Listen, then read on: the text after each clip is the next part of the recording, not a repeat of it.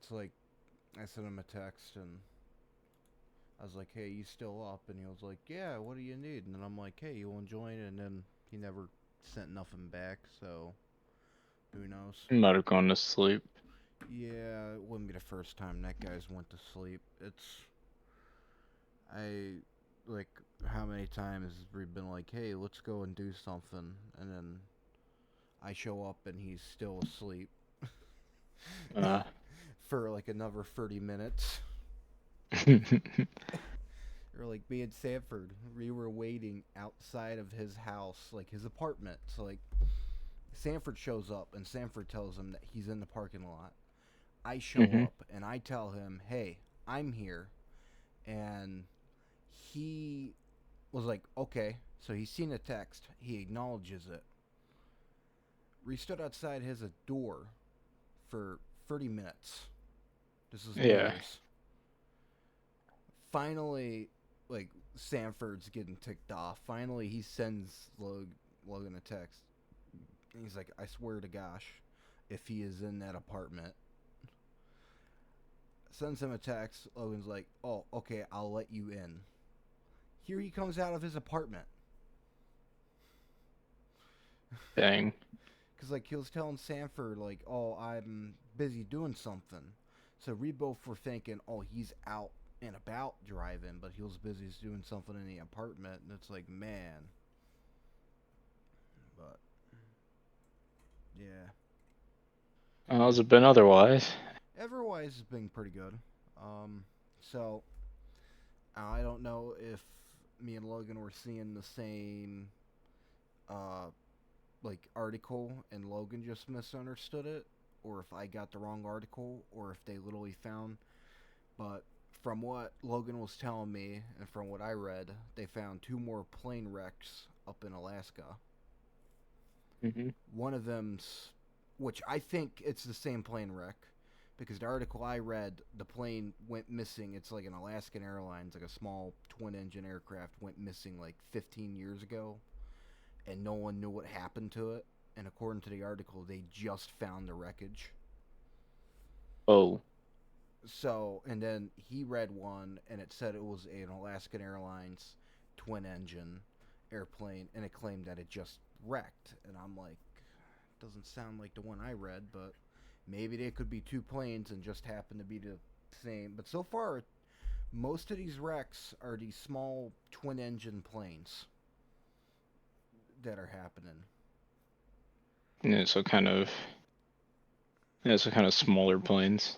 Yeah, and it's but like not like some of them are private, but they're usually the ones that are used for like the variants that are wrecking are the ones that are used for commercial purposes, I guess I should say. You know. Oh yeah. And then the thing that well, the air ambulance, I'm wondering because I now this is me talking about the podcast, but I'm wondering about that air ambulance if they weren't overweight taking off I mean, Saipan. it's possible. Just because there was another, I don't know if it was the same, like if it was a Learjet, but it was the same similar style, twin engine at the back, small aircraft.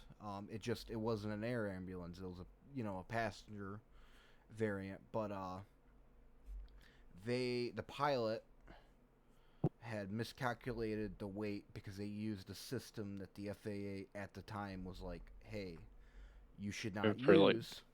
for standard like adult and everything like that, like Yeah, estimating how much everyone's gonna weigh based yeah, off their age.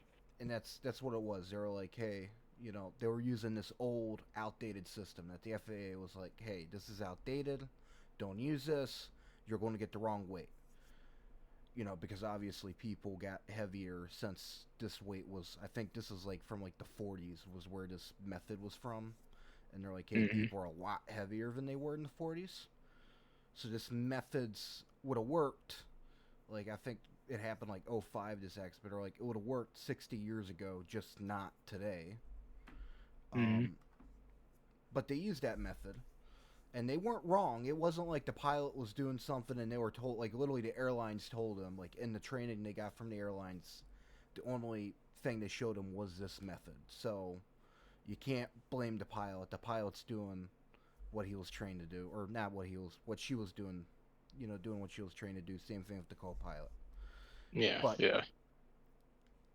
uh, so according to their calculations, they were about 2,000 pounds underweight, when in reality they were about, like, I think 3,000 pounds overweight. So a pretty good difference. But when they took off and had the flaps down, she was able to take the plane off and get it up in the air. And then as soon as they, got up so far in the air, the plane just basically dropped out of the ground. Did the same thing this one in Philadelphia did. And that's where I'm wondering, because in all the videos you can see it's a full power. They didn't, pull the power down. They're still under full power for takeoff. Yeah, it also might have been just a misjudgment too, taking off into the night sky Yeah. with no reference points. I mean, sure you had like the city lights and stuff, but if done incorrectly, you could have easily stalled the plane. Oh, and this is where misinformation's getting into it, because, like, they released the radio chatter, and I don't hear anything wrong with the radio chatter, because then people are like, oh, they're not going by the book. And it's like, have you listened to 90% of radio chatter? Unless it's military, and even in military, they're not going by the book usually. Like, they're saying what they got to say, but you're going to be like, oh, thank you, whatnot. Yeah, yeah. And after the last transmission, when the Philadelphia tower, is handing them over right after they take off, because they're handing them over, telling them to, go to this ever frequency. Right at the end of that transmission, the pilot says, "Thank you, good night or bye," or whatever it was he said, and people are like, "Oh, that sounds like the pilot intentionally crashed the plane because he must have been doing something." Yeah, no, we literally, probably even Like, I say that. Like, good night, have a good evening. Tower says it back, and you change frequencies.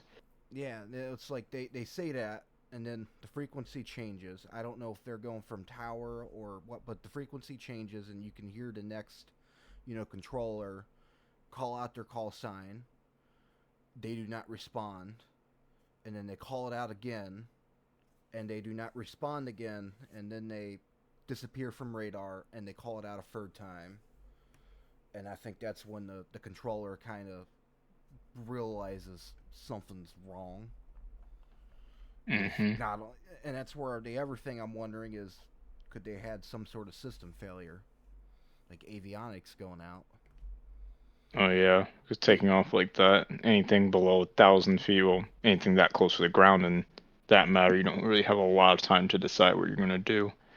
that, and then the other thing is, people are talking about the cartel might be involved, and Why? Why would the cartel being involved in this? supposedly someone on some radio transmission somewhere in that night in the Philadelphia area, and they're claiming they cut it out, which makes no sense to me why you'd cut this out. But they're claiming that someone just before they crashed said over the radio they've messed with the wrong people, and then that's when the plane started making its descent. Yeah, no, And that sounds like some bull crap. that's where I'm like, that don't sound right to me. I'm thinking it's either overweight, or the thing I'm going with more likely is a system probably went out. And I mean, you're just taking off. That's the worst time for something to go out. Because I'm sure it's a newer jet that probably is fly by wire. And don't get me wrong, fly by wire is definitely better. Problem is if the computer decides, oh, I'm going to have a stroke, you're kind of screwed. Oh yeah.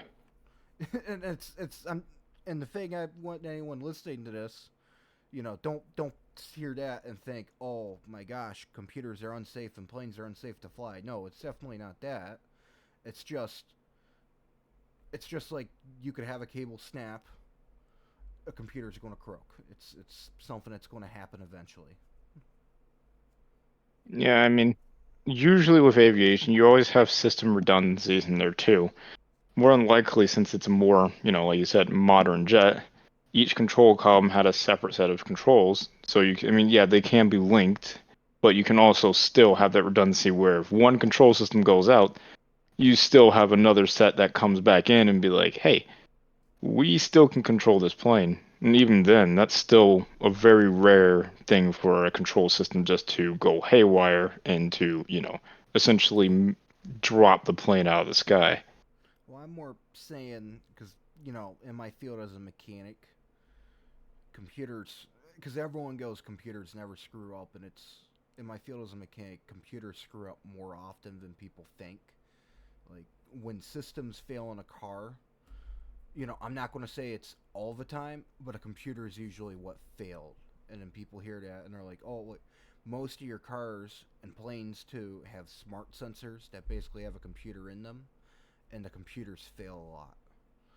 Just Yeah. because it's every time, like if it's an O2 sensor, basically every day it's getting the crap punched out of it. But, I was wondering that because, like, my thing with that is Boeing had the redundancy, but then they made it in a certain way that because my thing was the way Boeing should have done those sensors, and you know what I'm talking about for the angle of attack sensors, Yeah. is they should have made it where the computer referenced both, and they were like, oh yeah, we're going to put two sensors in for redundancy, but we're only going to have it read one at a time. And it's Yeah, like, that's a bit ridiculous on their part. and that's where it's like, because then what happens is a sensor's going to go bad. It's a matter, a matter of time, just because wear and tear, parts wear out. It's computerized. Computers wear out a lot more than an older style magnetic sensor. Uh, Unfortunately, they were like, yeah, we don't need to do this, but we're going to put two in, and then we're going to have it every ever flight. It's going to swap over to the every one in case if the sensor goes bad, you'll be able to land and at least make one more flight before having to replace that sensor. Oh yeah, yeah. I mean, with how many checks they have to do on the ground, it's ridiculous on just how some of the stuff even gets by. Well, But I mean, even if it does happen in the air, both systems should just be redundantly hooked up. So regardless if one system goes out, it automatically kicks into the second one and sends a master warning of some kind. And then you just go on about your day. You land the plane and get it fixed. yeah, and that's where I'm wondering if something. Who knows? We won't know until they come out. It's just more one of those where I'm kind of curious because it's not every day that a plane practically drops out of the sky. Oh yeah, no. And then that's like, let's see, there was the one in Hawaii that crashed, that single engine. There's a South Korean one that landed with no landing gear. No, I Um, didn't hear about the one in Hawaii. yeah, it happened like just at the beginning of the year, and it was kind of overshadowed by the South Korean and Kazakhstan plane incidents because it Oh, happened like right around those two, and it was more of I can't remember what he flew into, but it was basically the guy was flying a plane and it dropped out of the sky and hit something, and because he had a crap ton of fuel in it, it blew up. oh, was it like a turboprop plane coming in for landing? Then all of a sudden it just kind of swerved off course and immediately nosedived. Yep. But yeah, it came in and it just 1 second, flying in, all going normal, and then the next thing you know, it just goes way off. There's that one, Jeez. and then they have, and I know I'm not going on the script, like I forgot my script, but they found a new. There's an update on the DC plane crash. Okay, what happened now? So like how every aircraft has like a radar that lets you know like your relative position Oh, in every ADSB. aircraft. Yeah, they had that turned off because they were training the pilot, which was a woman, which is not as relevant as some people would like to make it relevant. But they were training her, and they were like, "We want to do a night mission. Radar. We're not going to be using this in an active combat situation, so we're going to train you how to fly without radar on, and basically And do that's on the visual tracking." helicopter or the. on the helicopter. The Okay. pilots, so the investigation so far, the pilots of the American Airlines did everything they were supposed to. Like the black box, you could they can tell that they seen the helicopter right at the last second because in the last seconds of the flight they pulled as far back on the sticks as they could and put as much power as they could get out of those engines.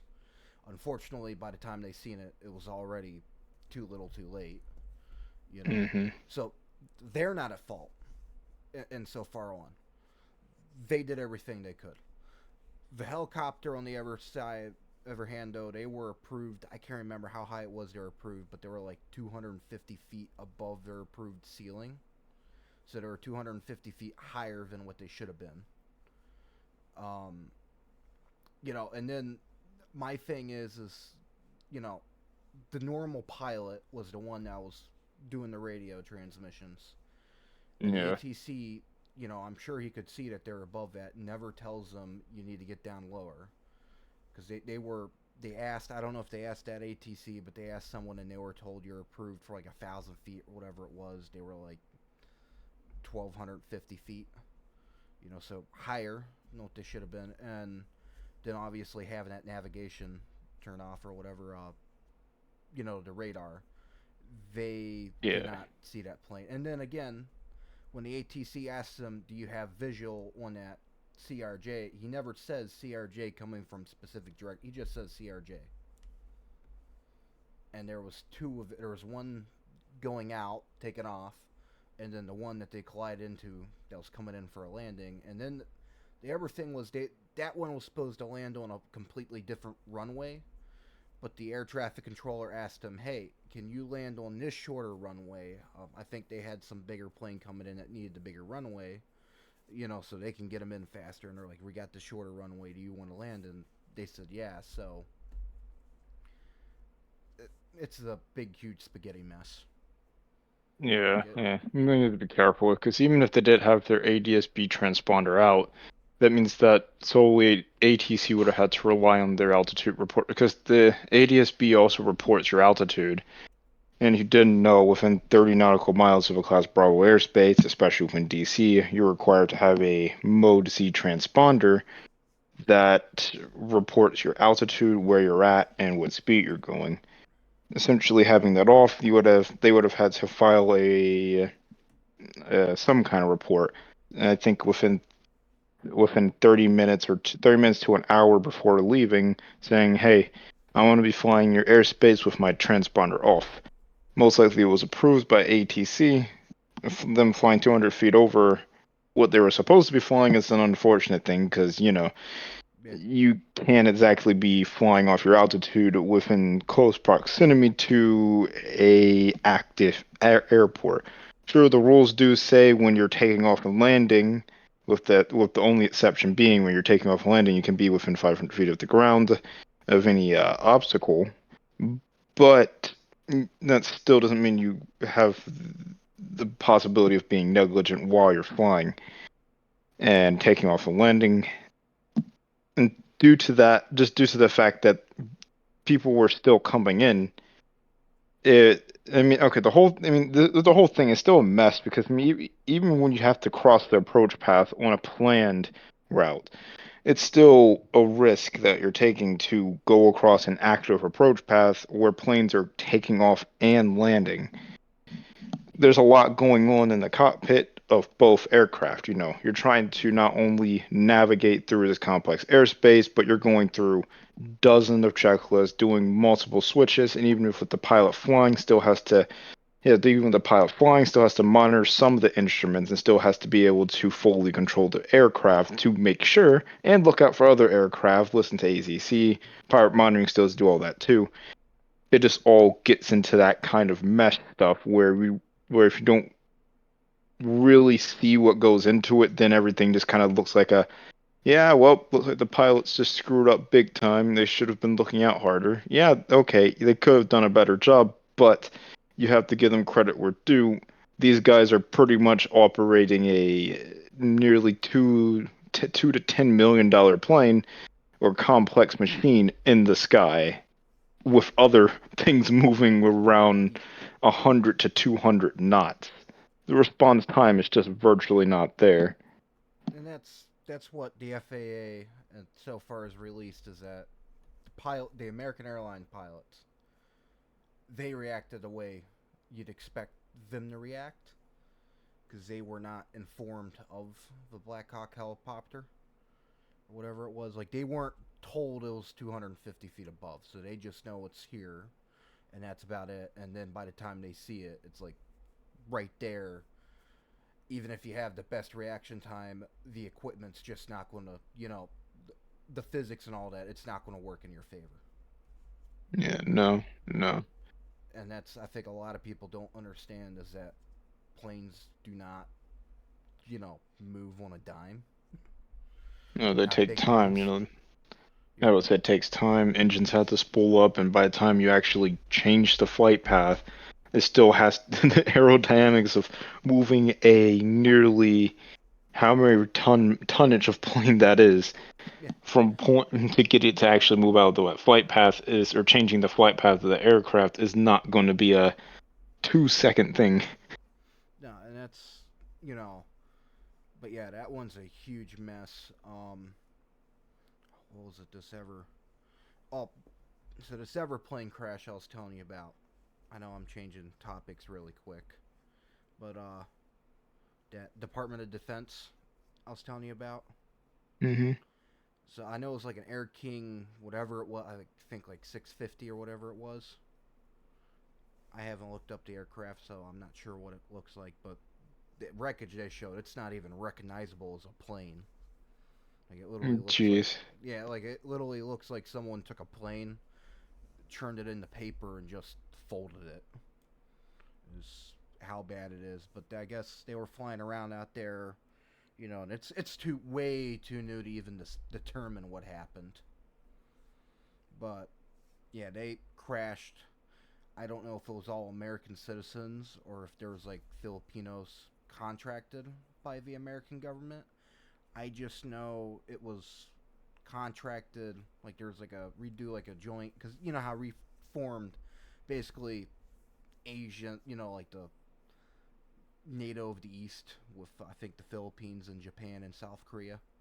It was Oh part of yeah, that. yeah, So it was basically contracted by them and more of they were just I think scouting and helping perimeter and all that.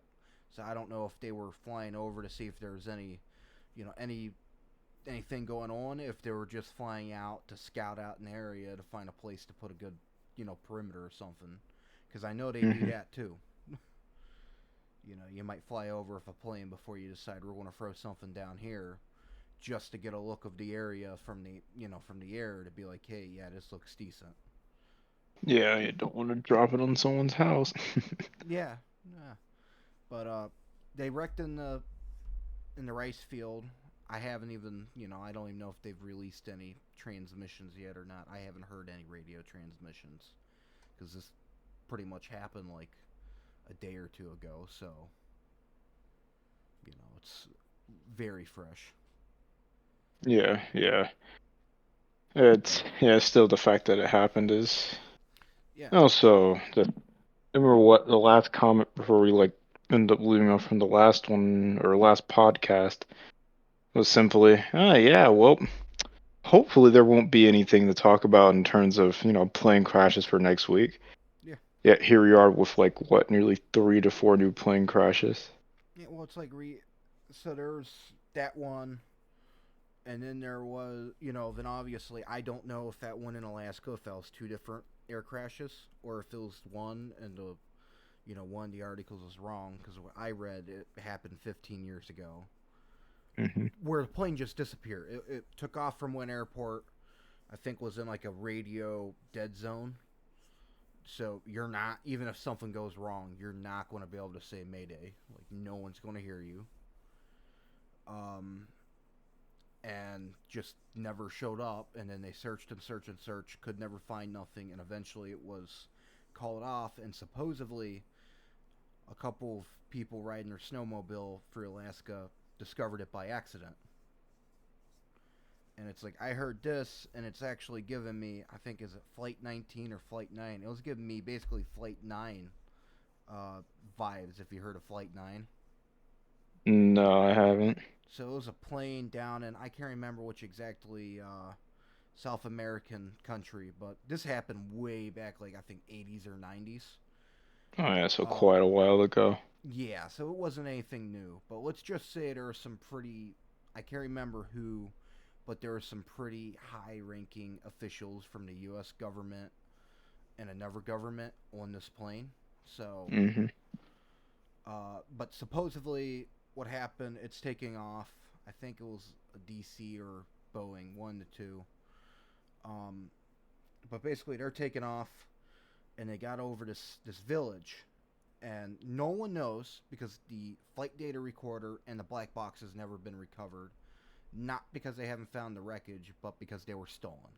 But basically, they were over this village, and the people in this Hmm. village report seeing like a very bright flash in the sky, like an Yeah. explosion, and then a jet engine basically dropped on top of in one of them's like front yard, Oh.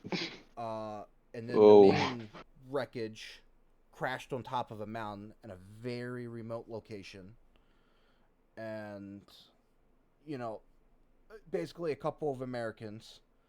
The FAA is like, oh, we can never get this wreck.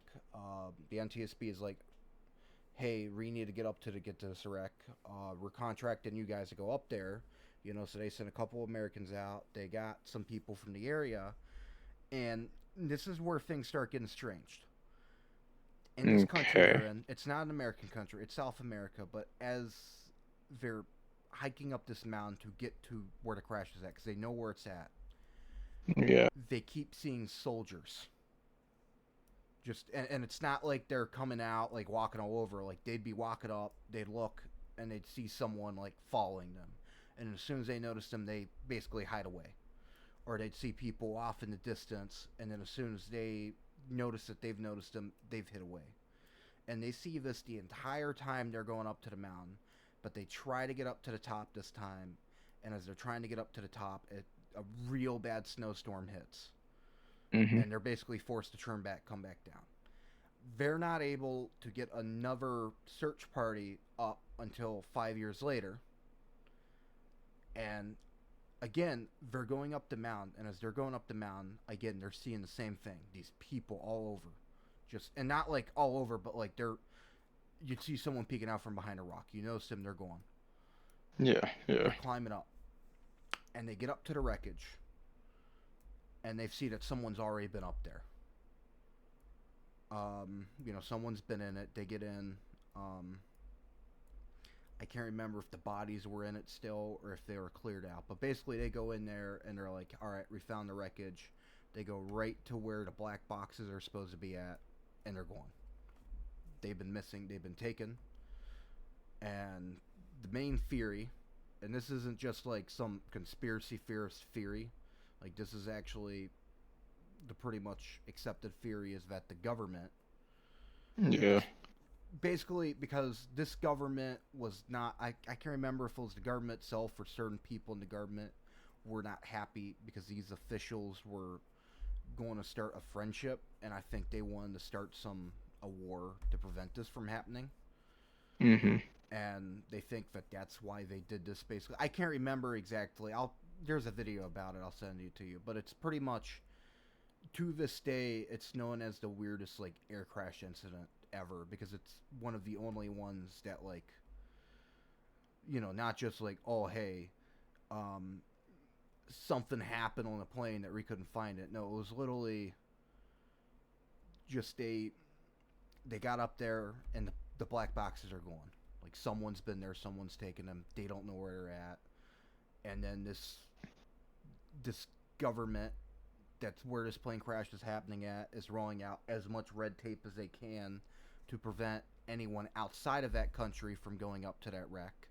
So like it's one of those where there's enough evidence there to make a pretty strong conclusion that they're behind it. But obviously, without concrete evidence, you can't point the finger. Yeah, but still, the fact that someone went up there and still took the data box or data box could agree, the black boxes, and left without a trace is enough evidence to be where it's like, even if it wasn't the government, there was something else at play there. Yeah, and that's where, because like the thing is from what everyone, not from everyone, but from what a lot of the villagers discovered or talked about, what they seen that night is some of them that are out said they seen something launching at the plane before it blew up, and Oh, the wreckage has signs of something getting shot at it and blowing up, not just an engine blowing up. So something shot it down, and then no one comes forward and says our missile shot it down. They can't. All of a sudden, no one knows where the missile came from. And it's pretty much the NTSB shows up and they're like, "Hey, we need some." Because obviously, again, even if it's just Americans, the NTSB is going to be there to help and assist. But because yeah, it's yeah. high-ranking officials, I think one of them was like the head of like the friendship program or whatever they Hmm. call it, where they basically go to like third world countries and basically give just humanitarian aid, like food, water, basic human necessities that you need to survive. Yeah. So, and he was supposed to be on it, and his wife was supposed to be on it, or like someone's wife was. They didn't, but yeah, no survivors. Um, it's I think it was 1995 or 1985 that the wreck happened, but it was like 1990, 1995. No, it might have been 1990 the wreck happened. 1995 is when they got up to try to find the black boxes because they're Hmm. like they're still going to be there and the tape's still going to be good because this is when they still use like actual tape and not you know it wasn't digital yet and Yeah. the Yeah. It's tape's still going to be good. Um, Actually, it makes me think of that one. You probably seen that video where that small plane like wrecks into the woods. um in any specific area. Not, I can't think of the area now. I'll have to look it up later and find it. But basically, the guy was like recording like VHS tape in the cockpit. Hmm. I think it was either him or his friend was recording, and they like lost altitude and then like crashed into the woods. But Oh, that one is pretty similar because obviously it being like a really small plane, it didn't have a black box in it. I don't know if they do now, but at the time it didn't.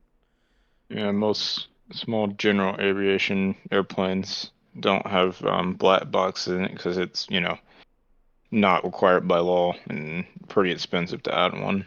yeah, so he didn't have one, but basically he had the VHS tape, and these people were I think like hiking or walking, and as they're walking through this forest, they come across this plane wreck, and this plane wreck, is there, and right above it's all these black vines growing from this tree, and they don't look natural. They look weird and all that, but they're going around. They find the bodies and all that.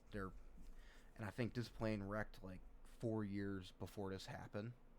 So, but they had actually been discovered that these black vines they seen growing was actually the magnetic tape out of the VHS tape, and they were Oh, able to recover enough to actually find what happened. I can't remember exactly what happened, but it's he either did something or something went wrong with the plane. Like I think he was like showing off to his friend and lost control and went into the woods.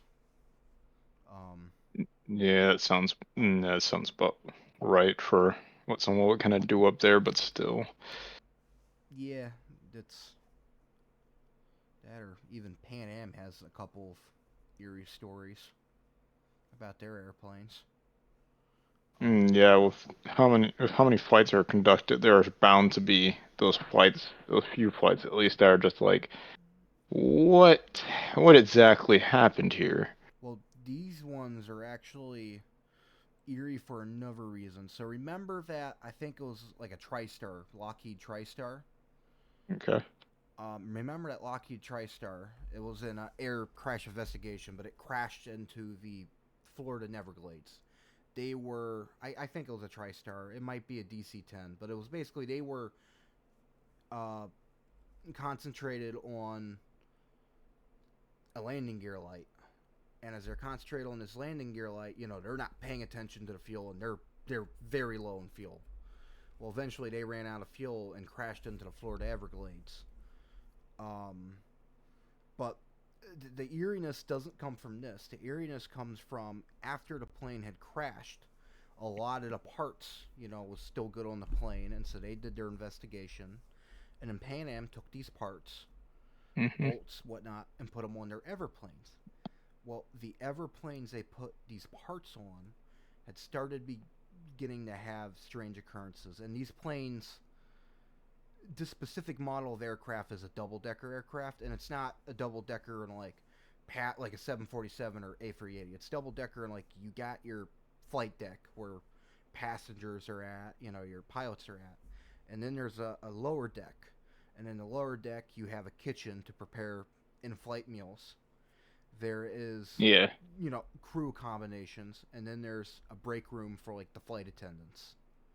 But the break room's all the way at like you got to walk down this real long hallway and get all the way to the end of it, and the break room's all the way in there. But the instance I know of is one. There was apparently a high executive from Pan Am was flying on a Pan Am plane, Hmm. and he had sat down in his seat, and he's sitting down in his seat, and this pilot in a Pan Am, uniform comes walking in, and it's not Okay. uncommon. I think they call it deadhead, but you basically fly on a flight to get to your next flight. Yeah. Yeah. And he's thinking this is what this pilot's going to do. Well, just for some clarification, I can't remember the pilot's name from the one in Florida Everglades, but basically he was pretty good friends with that pilot, so he knew him pretty well. Like. But basically, from what he said, the this pilot sits down next to him and just looks down, doesn't say nothing, doesn't do nothing. And as he's sitting there, he's trying to strike up a conversation with this pilot, and then all of a sudden he says this pilot looks up, him dead in the face, and it's his friend who died on this. He was flying this Pan Am flight in the Florida Everglades. And he let out a scream, and he said he blinks, and then as soon as he opens up his eyes, the pilot's gone. No one's there. And it's not just him. He ain't the only one who's seen the pilot either, because ever passengers and the crew on board this plane even seen this pilot come in and sit down. So like there's multiple people who testified that this happened. Hmm. And they all testified that this guy then all of a sudden just vanished. No one seen him get off the plane. So they're all like, what the heck happened? And the other one was, no one's seen nothing, but they were in mid-flight, and again, they got this double deck. Well, these two flight attendants, I think one was Debbie and another one was another name, but basically they're real good friends. And Debbie, she go down to the break area to get some meals prepared and all that. While the other flight attendant, she's up, like Anne, she's up helping around. Well, finally, there's nothing for her to do up there. They got everything handled on the flight deck, so she decides, you know what? She gets this feeling, this real strong feeling that she should go down to the lower deck and see if Debbie needs any help. So she Hmm. gets in. They have two elevators, one person elevator. She gets in the elevator, goes down to the lower deck, and she gets off the lower deck. She does, so she goes, opens up the kitchen, see if Debbie's in the kitchen, and she don't see Debbie, but she's got this feeling that she's not alone in this aircraft, and she was looking around down the lower deck, doesn't see anyone. Well, again, at the end of the hall is that break room basically for the crew. Well, then she's Yeah. thinking, okay, Debbie's in here, you know. So she goes up to check and see if Debbie's in that break room, and she opens up the door, and no one's in that break room, but there's a couch so far in the room that's blocking her view of the other side, a wall or whatever it was. But she's like thinking, okay, Debbie's on the other side of this wall. She's just waiting there to scare me. And Okay. again, she has this feeling still that she's not alone in the airplane. Well, then she walks in the break room and gets to the other side of this obstruction and looks to see if Debbie's in there. Debbie's not in there. No one's in the break room. The entire lower deck of the plane is abandoned, or not abandoned, but like no one's in it. And at this moment, she gets this strong feel. Like again, she gets this really strong feeling like someone's in there with her, and freaks her out. And she's like, "I got this. I got to go around, go out of this break room, and I got to go down that long hallway and get to that door." And she's really terrified because again, strong feeling. Well, she runs down, terrified, gets in the elevator and goes up. And as soon as she gets out of the elevator, there's Debbie. Debbie's standing right there, and Debbie's like, "What's wrong?" Because like Anne's pale, pale, and Debbie tells her what happened. And I guess they both go back down again, and again they get this strong feeling. I can't remember if they seen something down there, but basically, all the planes that they put parts from that flight had situations like this where they claim to see the crew, and a couple of them actually, the pilots, according to the pilots of these airplanes, they actually saved their lives because I think there was one. The pilot had gotten into the cockpit and he seen John. John was the pilot's name. He seen John sitting there, and he said that John turned to him and told him, "Do not take off. Whatever you do, do not take off." And he's going to go ask John, like, "What do you mean?" And John disappears, like just fades away. And I think they went, and there was something wrong with one of the engines. That pretty much, if they would have taken off the engine, they would have had a catastrophic failure that they probably wouldn't have made it back to ground with. So there was a couple incidents Dang. like that. But these incidents were so big that Pan Am pretty much had a policy. If you even brought it up to an executive, wrote down, because you file an incident report, if you even wrote down that you seen a ghost in an incident report, you were fired on the spot. And like it was multiple incidents, and then they just I think someone at Pan Am just got tired of all these incidents because even passengers were reporting these incidents, and it was starting to get to the point that it was freaking some passengers out. And finally, they just replaced all these parts that they'd put on these planes, and as soon as they did that, people stopped seeing stuff. So it's yeah. Yeah, that's all. This is some paranormal stuff right there. Like I said, not all of it was like they were like, "Oh, we're going to screw you over," or nothing. Like, according to everyone that's seen them, like they were scared. But according to everyone that's seen them, they never did nothing bad, and they did more good than harm. Because, like I said, I think it was like 3 or 4 flights that they appeared in that were like, "Do not take off," and they actually had issues with the plane. Hmm. So I don't know. I'm interested in paranormal stories in a way. Well, what to say? You seem like the guy who would investigate that kind of stuff. Yeah, I would. Well, and it's my interest comes from obviously me working in a cemetery, and then just in my life, I've had paranormal stuff happen, and it's like one of those things that like even if it happens, you could be like, oh, maybe it's just this or maybe it's just that, but it's like some stuff you can't explain.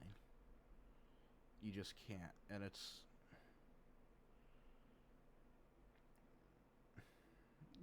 like getting a It's bit left up to religious. God at that point. Yeah, well, and it's like getting a bit religious before, and it's I'm not pushing a religion on anyone, but before you're resurrected, your soul is separated from your body. So it's if you're religious, it's not that it's like your soul like you get what I'm saying though. It's Yeah. and I think and I mean like people are like, oh, ghosts took my plate off my wall and threw it, and it's like, well, I don't think when stuff like that happens, it's always a ghost is mean to do you harm. Because I mean, if you think about it, FG, if you couldn't see me, but I could see you, and I couldn't talk to you, I'd probably be pretty ticked off and start throwing stuff too. Mm, I mean, what I think about is God is simply trying to send us a message. And whether that message is, yeah, whether that message is simply, all right, that plate fell off because of whatever reason. Could have been an angel knocking it over. Could have been himself knocking it over. Crap. If you think about it, if you really want to line it up with a religion here in Christianity, it's most likely God's giving you the ability to see these things that are like, okay, I'm going to put it in a form that you're going to understand. That's like saying, all right, I'm sitting here as a pilot. I'm about to get in this plane. And all of a sudden, I see you sitting in the cockpit. I know you're back in Ohio. I know you shouldn't be here, but you're going, Ben, look under the engine. I'm like, what? What? And then you just disappear completely. Of course, you're sitting back in Ohio. You have no knowledge of that happening. That could be easily God going, "Hey, I'm going to put this in a form that Ben's going to understand here, and and make him really think. Okay, how does Al? Why would Al be out of all people be telling me this? Well, Al's very into engines, very into planes, always very cautious about what happens to each plane that goes down. Maybe I shouldn't fly today." And so then it kind of works because it's like okay, and then just like you said with those people in the plane, you get that feeling because like God's going, all right, listen, I know a pilot's going to listen to another pilot because they know that this other guy knows what knows what they're talking about. So he might put an angel in the form of another pilot that was previously there and go, hey, listen, don't fly today. You'd be like, okay, this guy used to fly a lot. Maybe I should take some advice from him, even though he's not there. Yeah. No, but that's what's like, and then there's people who claim it didn't happen. But my thing with that is, okay, we could just as easily say it didn't happen. Pan Am. But there's a crap ton of paperwork, and people are all saying the same thing happened, pretty much. Like, this isn't just like, oh, hey, something happened and everyone had a different story. No. It's something happened. Someone saw something. But, I mean, this is 80s, 70s, 80s that all this went down. Because obviously Pan Am's long gone. Yeah, unfortunately. But everyone I know of, they said Pan Am was one of the better ones. Like, even the workers for Pan Am said Pan Am was one of the better airlines to work for. But, no, it was just they were like, if you even mention Ghost, you were canned pretty much that moment at Pan Am. It was so something happened because they had like a bunch of reports coming in, and the ones I mentioned were just four of like I think they had like over 1,000 reports come in about people seeing stuff on planes, and every single one of them was a plane that received a part from the doomed flight. Mm. So, and then apparently as soon as they replaced all the parts, it all went away. So, but I mean, because like I've seen stuff at the cemetery, and it's I love it when people come in and they're like, "Oh wow, this building was built in 1800s. If only the walls could talk." And I just give them a look like they do. Like you will literally. There was one day everyone else was out, and I was the only mechanic like in the building, and all the field workers are out. This is like a Saturday, so I'm the only one in the building. And then I'm up in our upstairs storage balcony, and the way our upstairs storage balcony is, we got like metal, so like I can't see anything that's downstairs when I'm up there, but I can hear everything that's going on down there. So I'm up there, and I'm going through parts, and as I'm going through parts, I all of a sudden start hearing two people talking downstairs. And I'm thinking maybe it's a couple of field guys down there talking. This is my like I've only been working there for about 4 weeks at this point, so like I was pretty new.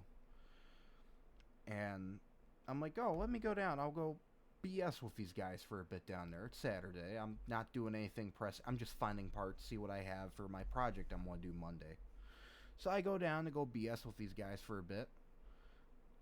No one's downstairs. Oh. Like the talking goes away, but I heard talking in that room.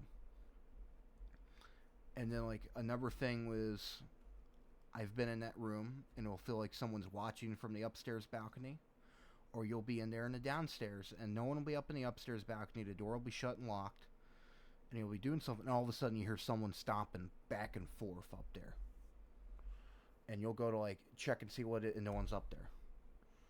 Um, I've heard yells in that building. But I mean, it's a cemetery. There's like 500,000 people buried there, and so. But yeah, no, I'm not the only one. Like plenty of us have seen stuff in the cemetery. Commend you for working there. I would have been out there. Been like, screw that. Job Well, openings open. Just go. well, I'll tell you, our one cemetery, um, it's the one I told you that a specific chef on a can's buried at. But basically, our guys out there, they run. We got night watchmen that, watch for the night and then lock up the cemetery, leave after like I think it's like 12 o'clock, midnight. According to all of them at all the cemeteries, night times when activity really ramps up in the cemetery. Like you'll hear all kinds of stuff. But basically, out at this cemetery, the one night watchman was there, and or no, not even the night watchman. It was the regular worker seeing it too. They had seen this lady just come walking up. She came walking off the street, and then she walked. She waved at the one guy, and the guy waved back at her, and she smiled, and then she walked into the mausoleum. Hmm. And she's in there. Like this happened at 4 o'clock. Cemetery closes at like 5, and that one they like lock up at 5. Where they're like, hey, everyone needs to be going by 5. Um, so they're like, hey, she hasn't came out yet. No one's seen her yet. So they go in there to see her, and it's not like no one was watching. Like people were all sitting there. The mausoleum's in view, and no one's seen her exit. And they go in there to see if she's there, and no one's in there in the mausoleum. Um, we've had that. We've had our garage doors when they knocked down the old wall. The garage doors at the cemetery I worked at started going up and down on their own in the middle of the night. Um, and then there was the one guy came in with one of them like connect cameras people use to see ghosts. Hmm. They came in and we got two doors that separates the main garage from like the field break room. And apparently when they turned those cameras on and started looking at my area, they seen something in my area. It looked like a mechanic working on one of the mowers in there. But as soon as they turned it on and seen that, both of those doors slammed shut. Something was not happy at them that night. Um, but have that. I've had where I've been sitting there. I've heard whistling. I've heard people running up and down the stairs to the upstairs office.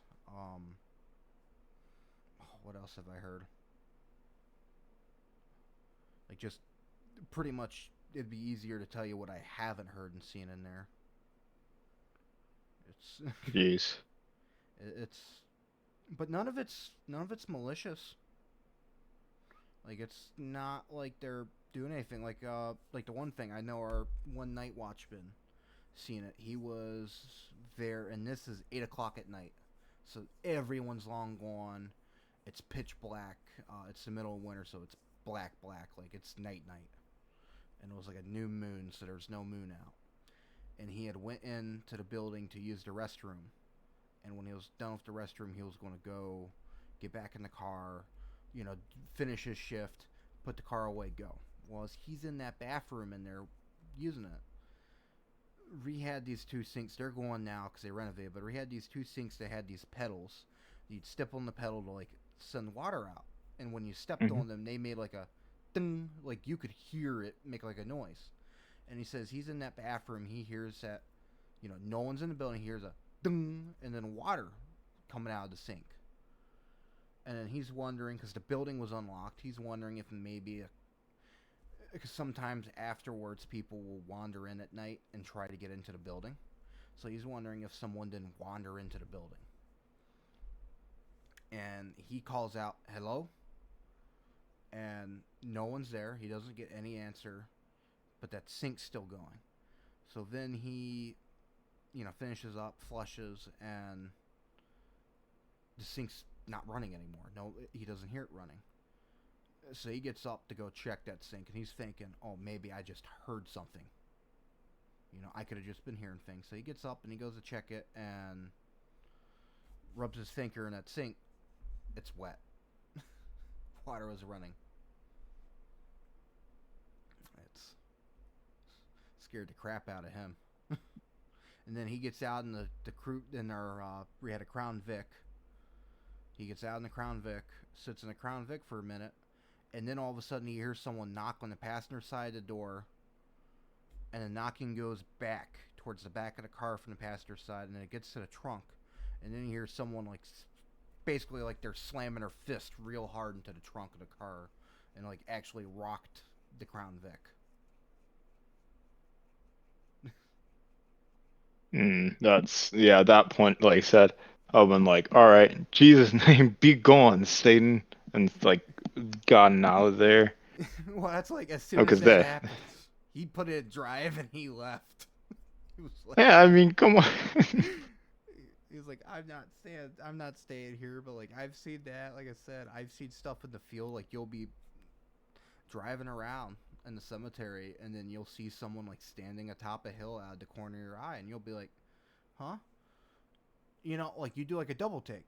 Just because sometimes I like to people watch. So, like, you'll see that and you'll be like a double take, like, oh, what. And they're gone. And it's not like they were at the top of the hill where they could have ran off and hid. Like, they're at the top of the hill where it had taken them a good, 30 seconds to get into a hiding spot. Yeah.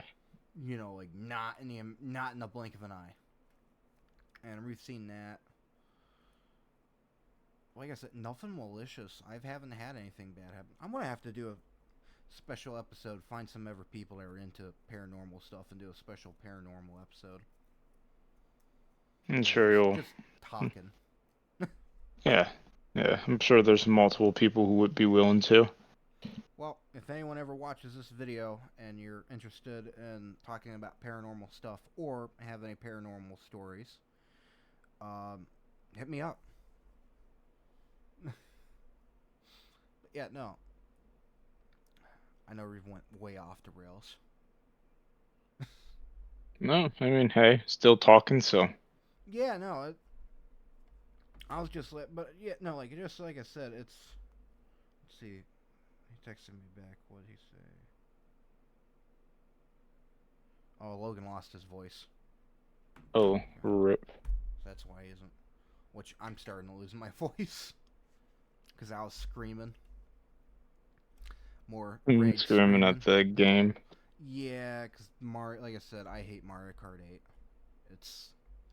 I don't like it. It don't play the same as Mario Kart Wii. And not even in that you have a Wii control. It just does not play the same. Yeah, no, I'm about to say. It's like a whole nother set of mechanics or slightly new mechanics. Yeah. Well, going off topic again. I like my new clock. Got a new. Oh yeah, right. The picture you sent. Yeah, I got an actual the pendulum actually swings and all that too. So it's like one of them old style wall clocks. Like there was that one, and then there was a wind up one, and I got that one.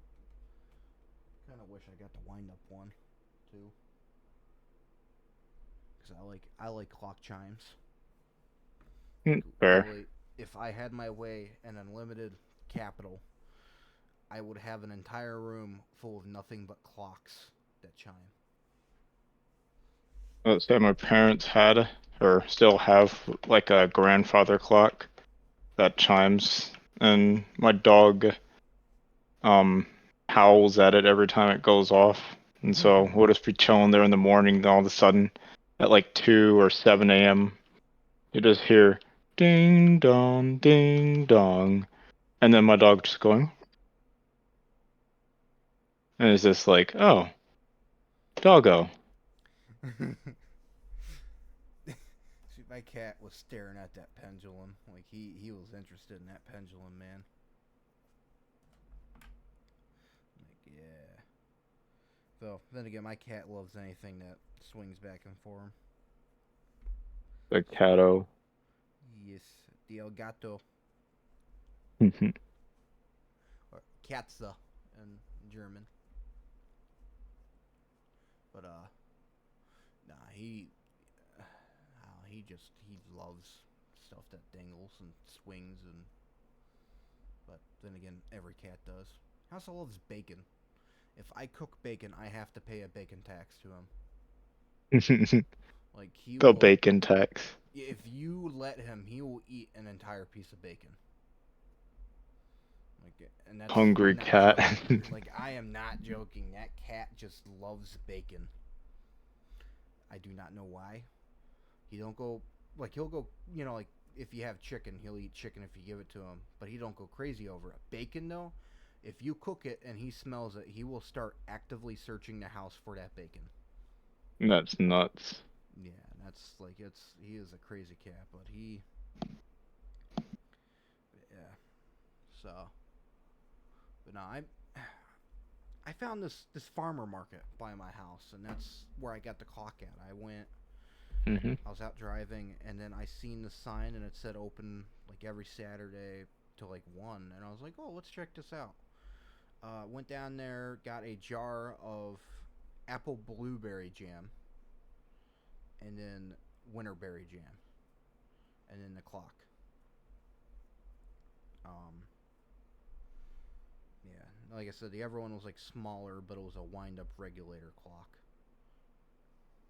So, where in like the regulator clocks, like the whole reason why the pendulum exists is the pendulum's actually the timekeeping device, believe it or not. Because a pendulum is such a smooth like movement that it is the most accurate form of keeping time. So, Yeah, yeah, because um it's pretty simple and simple mechanically to actually keep and pretty consistent. Jeez, I can't speak. yeah, but I think it's if you have like a wall clock like that, and you find one that's got like a hardwood back cover, and it's not like bit like you can tell it hasn't been replaced. It's original. That clock was made before 1906. They did not start using plywood and wall clocks until 1906. So, but yeah, it's sorry. I like random stuff. Yeah, no, it's not bothering me. Yeah, I'm just like I'm that person that I don't know. I have random weird interests and stuff. Like I'm over here in the planes, trains, cars, engines, clocks. Trucks, uh, boats. Yes. But oh, I love boats, man. That's why I love Stormworks is more just because the boats. That's fair. That's fair. Like, but oh man, I'm that bridge, that boat that collapsed or collided with that bridge, man. That was wild. Yeah, that one was a bit ridiculous. Well, that one's kind of on the crew in a way, and it's more in the crew in that they had more than what they should have in like refrigeration containers. And refrigeration containers in and of themselves aren't bad. Just the problem is they need a power supply, and you got outlets that you can plug them into so that the refrigeration units got power. Well, just like in a house, if you put too much stuff in one outlet, you'll flip a breaker. Same thing happens on a switch, or a ship, so you don't have a fire or a wire melting down, and then big problems. Well, they put all of the I think they put all of the like containers on like one switch, and it like caused the switch to flip because of all the like electricity getting flown through. So they decided to just move it to all different kinds of switches. Well, the problem is that this switch that flipped had the same rating as the main breaker switch for the entire ship's electricity. And the way a lot of these ships work is the engine itself is not directly attached to the propeller. It's powering a generator that turns a that powers a motor to turn a propeller. Some of them have a direct shaft, not all of them. And then even in the ones that have the direct shaft, if your main breaker goes out, well, there goes your fuel pump, there goes your navigation systems, there goes everything. You're basically dead in the water. Um, and also because the rudder is power steering, steered by a motor, if you lose electricity in a ship, you also lose rudder movements too. So like a pretty big deal to have a blackout in the ship. Yeah, yeah. Like this. This is You not know, like you your. lose the whole power grid, and you're like, oh well, we've lost steering. We've Yeah. lost steering. We've lost power. We've lost power. We've lost ability to move. But the ship is still moving. Great. All right. We'll just wait. Wait. Do you say the ship's still moving? We can't move. What are we supposed? Well, luckily there's a backup power generator and a backup battery. There's a backup battery for like essential systems. So like rudder is considered an essential system. Radio is considered an essential system. Those kind of systems. And then there's a generator to help provide power to this battery and turn on the lights. A backup generator. Problem is there's a separate breaker. Someone had the breaker for the emergency power systems flipped off. So when they had the blackout, the emergency power systems did not, like they kicked in, but they did not provide power because they weren't hooked up. And by the time they decided to turn on the emergency breaker, um, it was pretty much already too little too late, and they were traveling at 8 knots. And they Hmm. dropped down to like I think 7 or 6. And the problem with your rudder, if you go below 8 knots, rudder's pretty much useless. It's not going to do Yeah. anything. Like you have to be going so fast for a rudder to be useful. Like if you go too fast, it's not useful at all. If you go too slow, it's not useful at all on most modern ships. And then Yeah. people It's are kind like, of like the plane with like the control surfaces, like the yeah, ailerons and the rudder. Is not really going to be effective until you get enough air flowing over the surfaces to actually do something. So yep, it's like the same with water there, where the water's not moving over those. You're not. It's not going to do anything. yeah, and that's and like the other thing is, they're like people are like, oh well, if they knew this, why didn't they get a bunch of tugs out to push the ship away? Problem with tugs is when a ship's going above 3 knots, it is dangerous to use a tug on that ship. And there was a similar incident where a ship had lost power to its rudder and was basically they had lost I think power to the rudder, did not lose power to the engines, but lost power to their throttle control systems or whatever. No, they didn't lose power. They were Hmm. basically lost power to the rudder, and then by the time they lowered the engine power down, a ship takes a really long time to come to a slow. They were basically going to collide into a military base. Well, a harbor tug had came up and got right by the ship to push it out of the way. And they were able to successfully push the ship out of the way, but I can't think if it was this incident or another one, but basically I think this one they almost got sucked under, but there was another similar incident where the tug actually got sucked up underneath the container ship, and only like one crew member was able to get out from underneath because like it as the ship's moving, it creates like a suction underneath the ship to make it more efficient, like a slipstream almost. Yeah. And it will suck you in, and once you get in it, it's really hard to get out.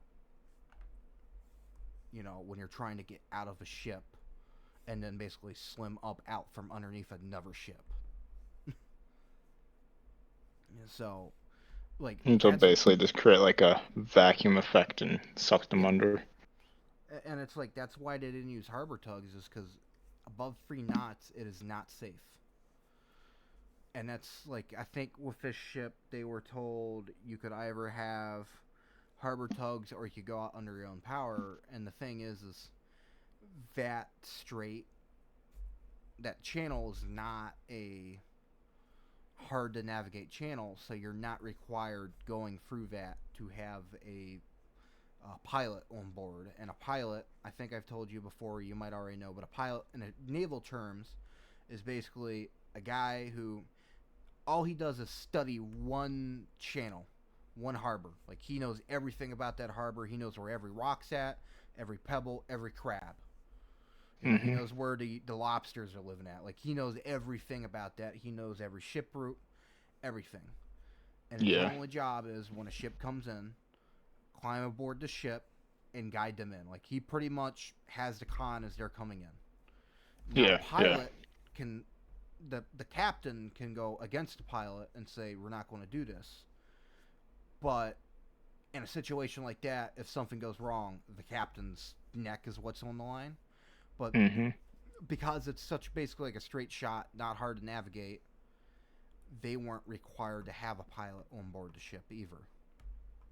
But a pilot wouldn't have helped in this situation because what happened was they lost power, and when they lost power, they basically started drifting towards the bridge and then hit it. And then the other thing, because that bridge was an older bridge design, it had no protection against major ships.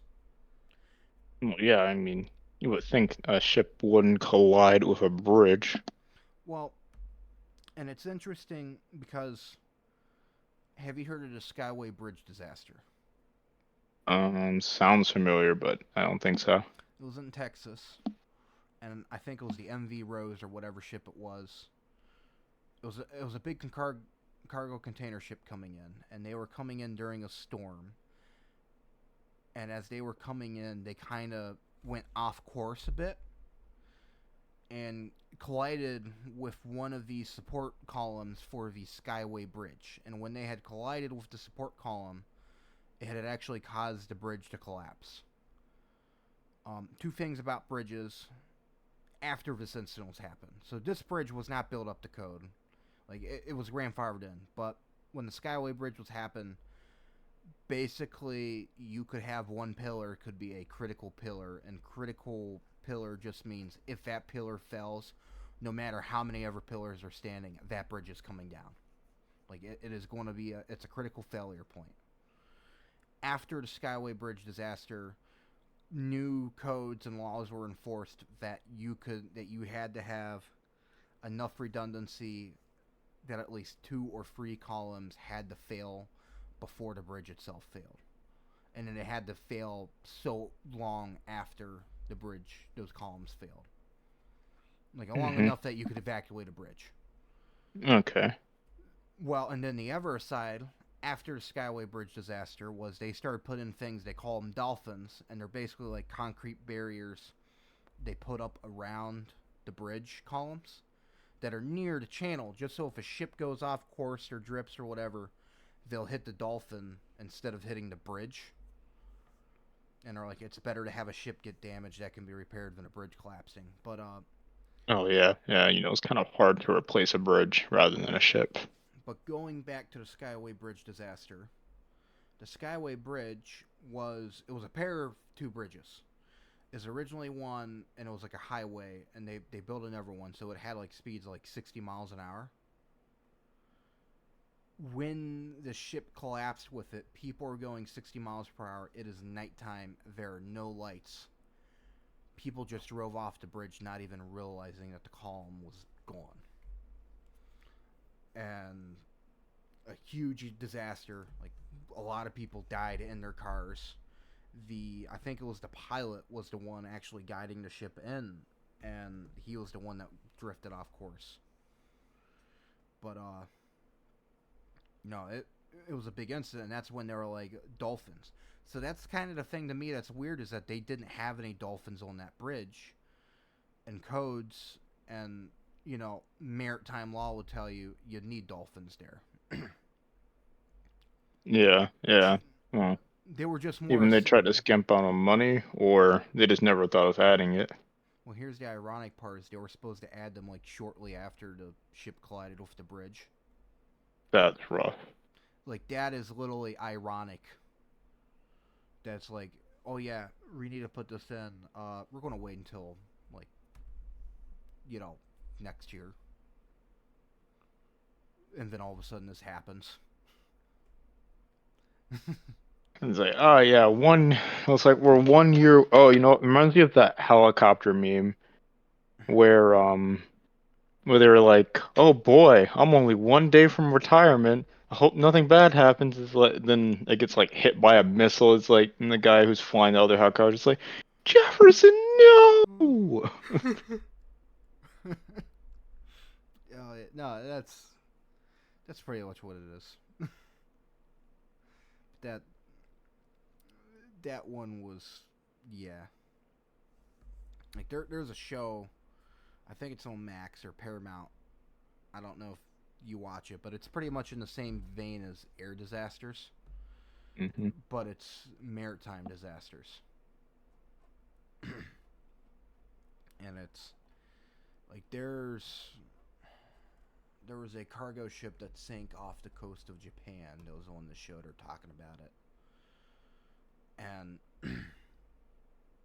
there was a part, I can't remember what it is, but it's basically to get air into the lower parts of the ship. And but then in like a storm, you're going to have this tighten up, like batten down the hatches, like so that way nothing gets in. Well, it had been damaged, and so it was not watertight any longer. And as they were sailing to Japan in this bad storm and a typhoon, they had basically were taking on water in the nose of the ship, and no one knew that they were taking on water until suddenly the ship literally basically took a nosedive straight to the bottom. Jeez. Like it wasn't like pretty much the incident happened fast enough that no one even had enough time to put on their survival gear.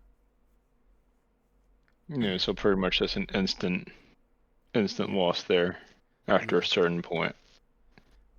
yeah. Well, it's like one of the improvements they made for like ships that operate in cold water is the survival suit, and it's almost like a full body wetsuit. Like it covers your head, everything. Like I think everything but your face, and they're there to keep you warm in cold water. Because the thing that happened is lifeboats do kill more people than they save, but sinking ships kill way more people than lifeboats do.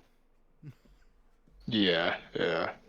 Like whenever I hear that argument, it's stupid. The survival suit was created because what happened is a lot of people got into the lifeboat and would basically freeze to death in the lifeboat or in the water before rescue could come. And the survival suit is basically there, so if you have to abandon ship, you can throw the survival suit on. Get your it'll float, keep you floating. It's got the strobe light so people can see where you're at.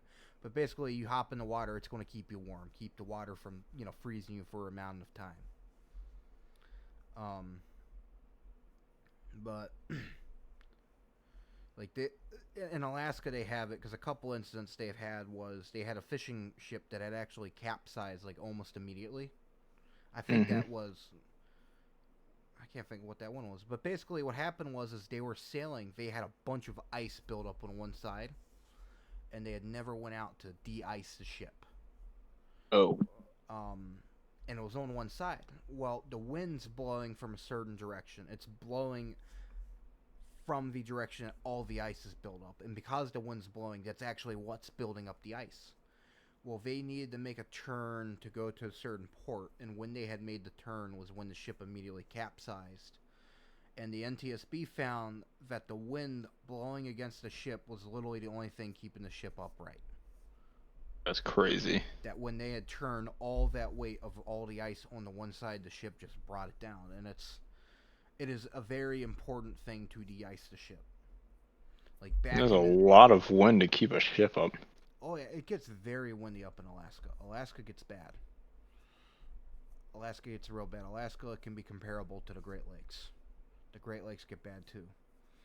Um, like in the Great Lakes, they've de-iced ships for a long time, and a lot of the older steamships they actually have special hoses they attach and they'll run along and basically blow steam out to basically melt all the ice.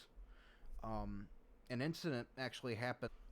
It was a Hmm. tugboat, and it was the largest tugboat in the lakes at the time, and it was bought by I think Cleveland Cliffs, and they had renamed it from its original name to another name, and they'd done like a crap ton of repairs to it.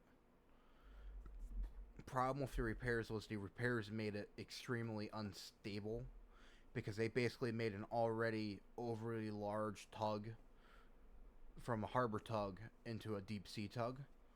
And the Hmm. difference is one's made to just operate in the harbor. The other one's going to be carrying your barges across the lakes. Yeah, yeah. So it's a large tug. They had renamed it. I think it was the Admiral they renamed it to. And it's a steamship. And it was sailing along and it was towing barge Olivia.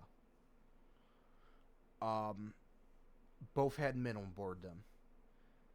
Well, no one knew what happened at the time, but basically, what the men on the Olivia they were rescued, the men on the Admiral were not. But basically, what happened was is the men on the Olivia were asleep, and then one of them woke up and went out and could not see the lights of the tugboat. And then he looked down at the tow cable, and it was going straight into the water and extremely Hmm. tight.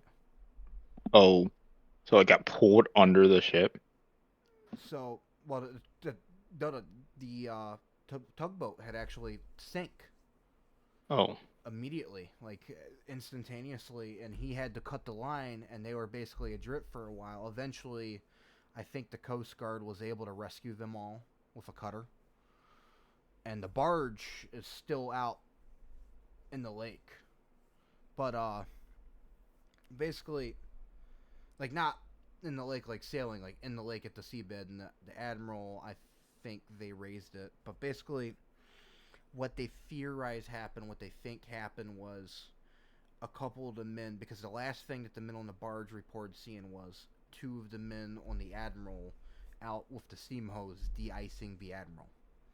And they were in the uh, middle of a gale, so it was very windy. What they think happened was a wave came and knocked over the two men, washed them overboard. And when they got washed overboard, no one was left there to de-ice the ship. And slowly ice built up until eventually the ship became too heavy to float and just sank. Because it sank upright, and it was at the bottom. There was no damage to the ship, very minimal damage from it hitting the bottom. That they were able to refloat it, and I don't know if they set sail or just scrapped it, but basically it was able to be refloated and towed, under its own flotation. yeah, yeah. It's kind of taken back. Yeah, so and it's a pretty infamous incident, but it goes into the whole like a lot of people are like, oh, it must have been luck because in naval terms, it is considered very unlucky to change a ship's name. And this actually goes back to an old, if you're interested in hearing history, an old sailor superstition. Um, so back in the day, sailors believed that a ship had the soul of a woman. You know, Hmm. So and that's why they always call it like her and stuff like yeah, that. that's why they are referred to in the feminine name, her, she, all that. Well, part of that, the christening process. The christening process, it was believed, gave it God's love and protection, that you'd be protected. And the other part of it was the christening gave the ship its identity. It became, she became who she was. If you change a ship's name, you strip away God's protection and you strip away the ship's identity. So the ship is no longer the ship it was. Uh, And it is considered very bad luck to change a ship's name and not rechristen it. Like basically, it's from the superstition. If you change a ship's name, you need to rechristen it, and that's where they basically smashed the bottle of champagne. That's why they do it. That's the christening process. They smashed a bottle of champagne against it. okay, okay. Um, which what, like there's a couple of ships that have had very bad things happened to them that the bottle of champagne pretty much just bounced right off. That's also considered very bad luck. Oh yeah, I heard about that one. Yeah, like a couple of them have happened. Oh man, there's so many naval incidents that have happened that are unexplained. Like one of them is, what is it? There was a schooner, and a schooner is a five-masted, uh, basically sailing ship. Um, there was a schooner, and this happened in the '60s, and I think this happened down at the base of Africa. But basically, the schooner sailed by, and I can't remember if they said their radio equipment. Yeah, they said their radio equipment wasn't working, and they asked the steamship that was there, "Can you radio this message?" And the steamship said, "Yeah." So they passed along the message. They were just about to radio it. Well, as soon as they're about to radio it, the schooner's going off in the distance. Another steamship comes up, and the weird thing about this steamship was they had cloth covering the nameplates on it, and all the men were there. And the steamship, this ship, they had a they were about to make the radio message, and I think the radio quit working or something happened. But basically, they tried to hail the steamship, and when they tried to hail the steamship, they said the weird thing was all the men like ignored them, and then they like rushed out to cover up even more stuff. And they were basically sailing in the same direction as the schooner. And then like days later, the schooner was found abandoned with no crew on board, basically ashore. That's odd. Yeah. And it is one of the biggest mysteries to this day. Um, no one knows what happened to them. The thing that's the strange part, where a lot of people like, there's multiple theories, but the steamer thing is something that happened. But one of the theories is because the captain of the ship at the time, he had a first mate Hmm. that was very rebellious, we shall say. The first mate didn't want to follow the captain's orders, thought the captain wasn't fit to lead, and they think the first mate led a mutiny against the captain, Oh, and then killed the captain, because the captain and the engineer were like, the chief engineer was very close. close with the captain. Like, pretty much the chief engineer was like, this captain's a good captain, I'm sticking with the captain no matter what. They think Yeah. they killed the chief engineer and the captain because then the lifeboat was gone and basically rolled off in a lifeboat to an unknown fate. Is one theory. Like, there's multiple. Like, there are so many unexplained incidents. There's the Mary Celeste. I'm sure you've heard the Mary Celeste. No, The Mary I've Celeste. This is not. actually a very, very old story, like 1700s, and it's a ghost ship. But I think it was the U.S. sailors were sailing off the coast of like New England, and they had came across the ship, and it was very like beaten up. The sails were tattered, like you could tell it was weathered, like it went through a bad storm. And they tried to hail it, and the ship did not respond. They didn't see anyone on the deck of the ship, so they decided to board the ship. And it's a well-known story. They board the ship, and as they're walking for the ship, like the ship shows signs of being lived in. It's got all its cargoes there. None of the cargo's gone. It's got no signs of a struggle inside the ship. And then even in the galley, half-eaten food was still on the table. The only thing that was gone was the ship's one lifeboat. And that one's an unexplained mystery too. Then there's also the Flying Dutchman of Lake Superior, the Bannockburn, if you've heard of it. No, I have not. It was an old Canadian steamer that disappeared in like the like late 18th, early 20th century, or late 19th, early 20th. But it's called the Flying Dutchman of Lake Superior because the Flying Dutchman is a ship that you'd usually see in storms. It wasn't like a bad omen or not. Just a lot of sailors claimed they'd see it in storms over, in Europe. The Bannockburn, a lot of sailors claimed they could see the lights of the Bannockburn storms. And this went on like for about 20 years until just eventually one day the sightings disappeared. I've been drinking, well, not drinking. I don't drink a whole lot a day. But I found this A-Bomb Energy, it's called. It's pretty good. Oh yeah, you sent the pictures of the drink in the chat. I liked the little A-Bomb they sent with it. I think that's my favorite part of the entire thing. Makes sense. Drinking Orange Cream Meltdown in the Atomic Test Site. But funny enough, my favorite flavor so far has to be the Kiwi Fallout. My favorite part about the can is that it's got like a couple of P-51 Mustangs dropping some Kiwi bombs. Or like Kiwi rockets. And then it's all of them got like, nuclear fun facts on the back of the cans, right? Is that so?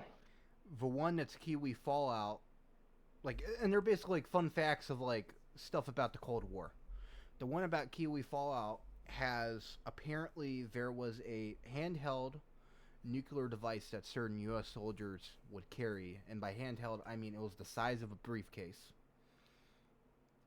Nuclear bomb. A bunch of soldiers were basically ordered to carry these during the Cold War. Luckily, none of them was ever used because they were pretty much, I think they said, would have been like similar to Hiroshima and Nagasaki, an explosion. Oh boy. And the size of a briefcase. they were How they were comforting. they were called football bombs.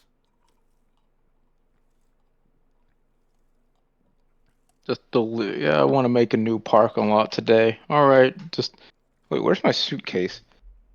Oh crap! I left it in the car. Oh wait, did you forget to put the update in with the new chips? Yeah, no. Yeah, I think I did. Right. Well, if you didn't, the bomb it automatically arms the bomb. That's what it actually stops it from doing that. Wait, the what? Levels the whole center. Well, I'll go. Fat electrician's favorite saying: "It's never a war crime the first time." But no, Walmart, our parking lots stretch from sea to shining sea. But no, it's kind of scary some of the stuff they had during the Cold War, man. Yeah, the fact that everyone was like, yeah, literally, if you do not like us, we will not hesitate to essentially nuke you or atomic bomb you at that point. Yeah, nukes are one of them weapons I don't think anyone should. My thing is like, yeah, they've prevented war, but it's kind of like, how should I say it? It's kind of like, say someone goes to the dog park and they got a big, giant, aggressive Rottweiler, and you're like, I don't want to get bit. So then you go to the store and you buy a big, giant, aggressive Rottweiler too. That's going to attack anything that moves. And then you're both at the dog park and you're like, my big, aggressive Rottweiler is going to protect me from that dog. Well, when the dogs get loose, no one's winning that battle. Yeah, no. It's That's pretty much, if they go for each other. yeah, it's This like goes for that's everybody else.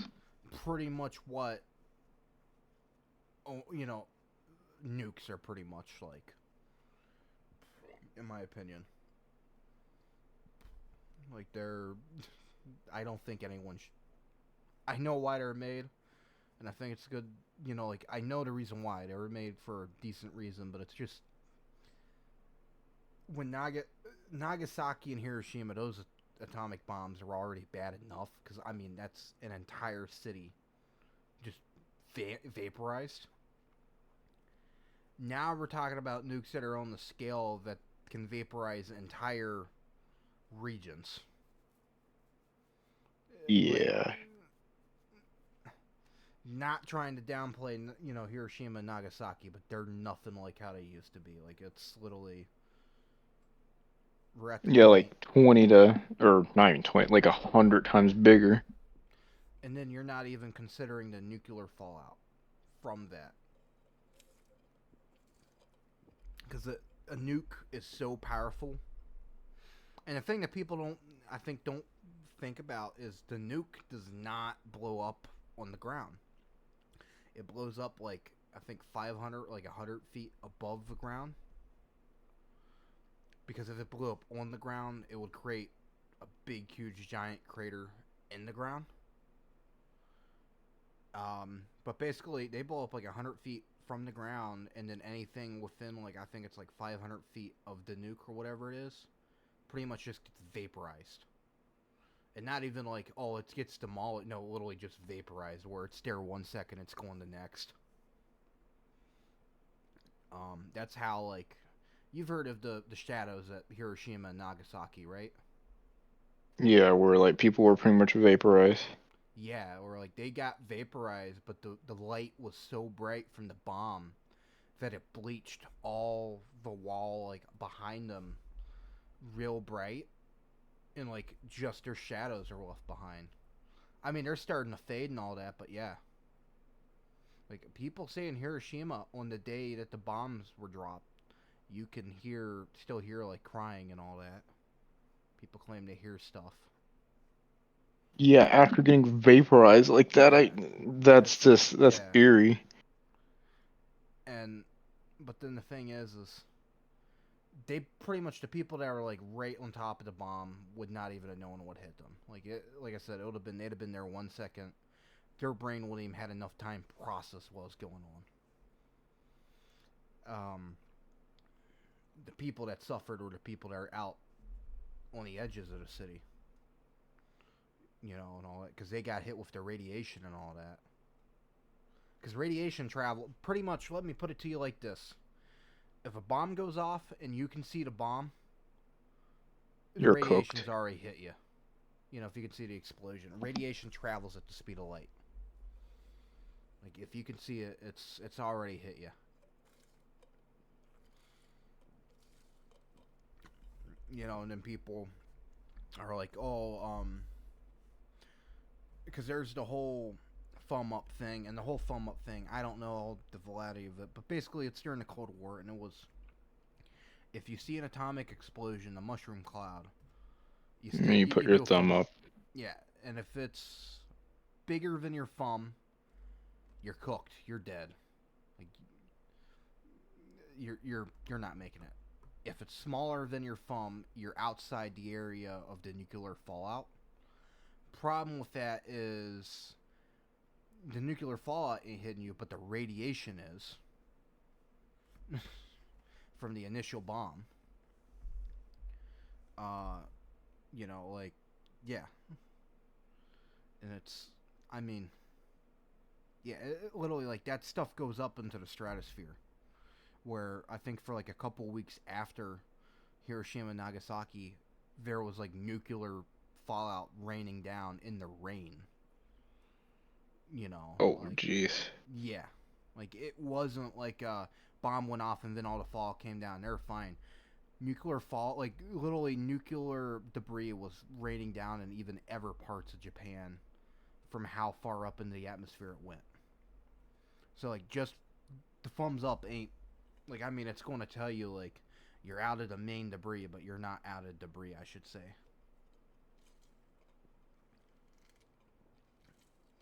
Yeah, but still. Yeah.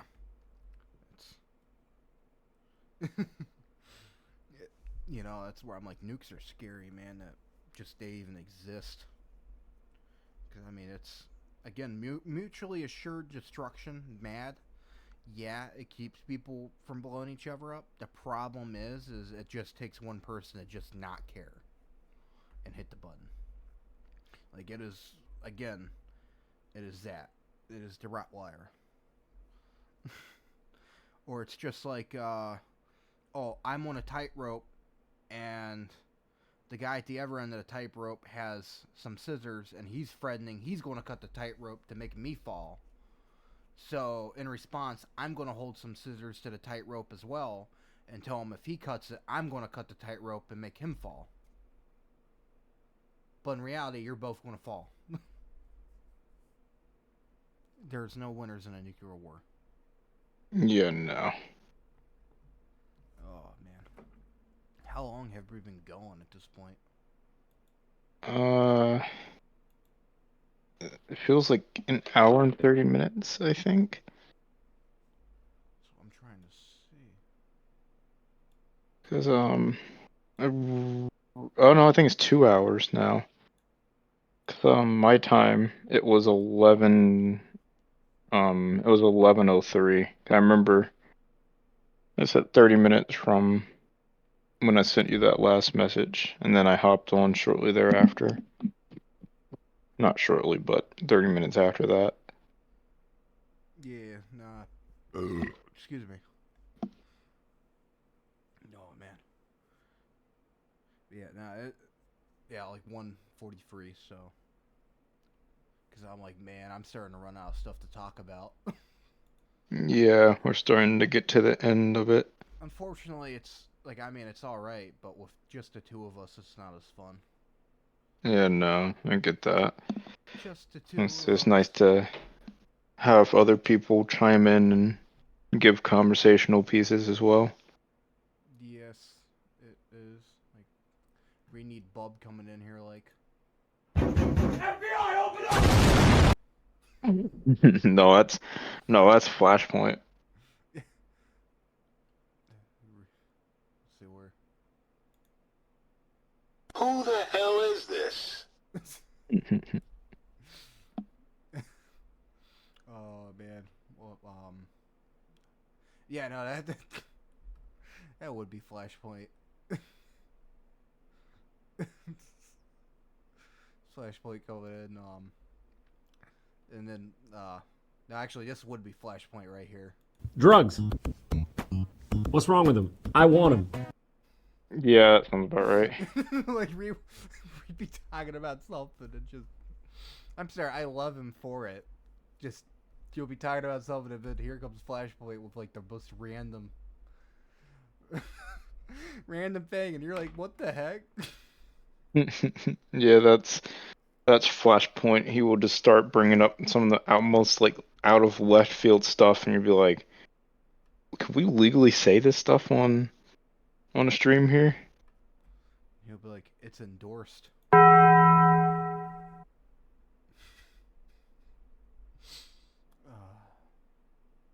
Sorry, I like the Taco Bell sound. With the Taco Bell. You want?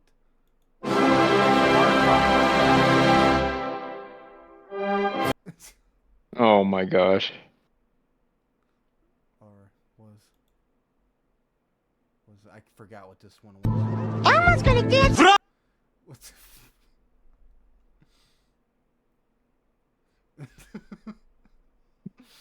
oh man. That was. Elmo's gonna dance. Враг сзади по левому флангу! Yeah, that's what that one is. And I was like, say I heard the anime thing at first, but I didn't hear the exit there until you play it the second time. Oh, yeah, it's. Well, actually, it goes on. Elmo's gonna dance. Враг сзади по левому флангу!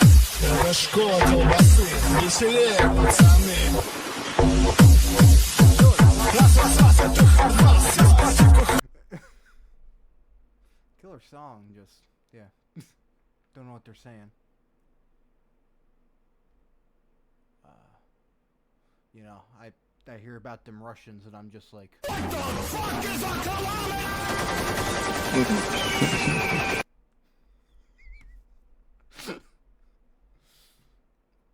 Oh man, that's.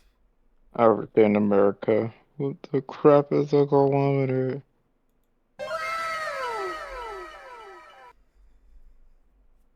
Yeah. The heck is a kilometer? Oh man, it's a good thing no one can see my soundboard because they'd be like, "What the heck are these sounds?" Yeah, the names for them don't quite match up to what they sound like. That, and then some of them are just sus. Just sus. I'm not gonna say how sus, just sus. Like, let's see, where's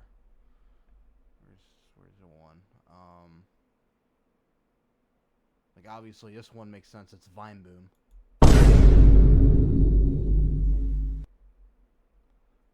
But then you got that one, Yeah. and then you That got. one's very familiar.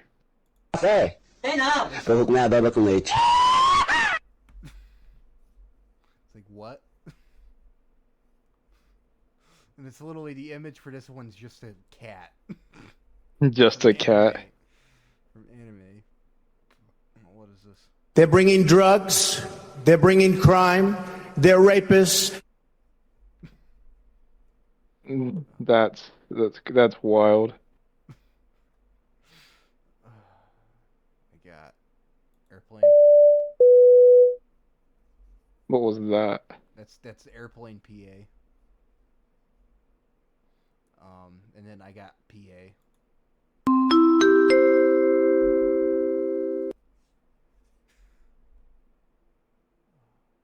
I'm sorry, I'm going for. Oh, that's something else. Mm.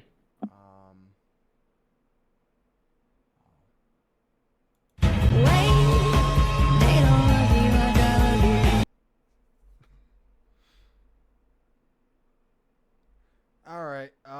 I think we've went on long enough. We're literally running out of stuff to talk about, and it's so hard to do this with two of us. Yeah, yeah. So you got people out there watching this. Let's say, are there people watching us right now, or?